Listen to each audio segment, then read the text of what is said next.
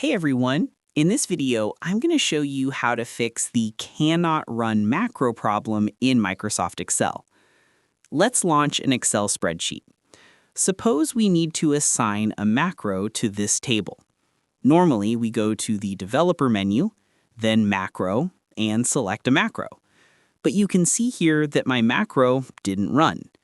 The cannot run the macro error in Excel usually occurs when macro settings are blocked or when the macro name referenced in a button or command does not exist in the workbook.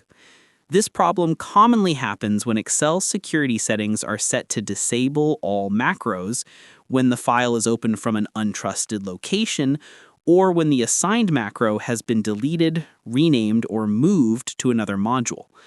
In some cases, the macro may be stored in a different workbook that is not currently open, or the sheet or workbook may be protected, preventing the macro from running. To solve this problem, go to the File menu. On the left side menu, click on Options. In the pop-up window, go to the Trust Center tab. In the menu, click on Trust Center Settings. On the left side menu, go to the Macro Settings tab.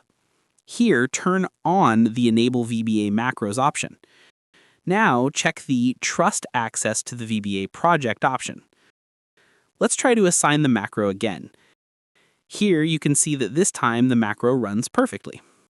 But if it still doesn't work for you, then close the app and open it again. Hopefully, it will work perfectly after restarting the app. If this tutorial helped you out, make sure to like and subscribe for more helpful guides. And if you found real value in it, a super thanks would be greatly appreciated. Feel free to reach out if you encounter any issues during the process. If this video helps you out, please leave a like and subscribe.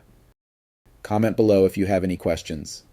If you need further assistance, consider hiring a professional using the link in this video below.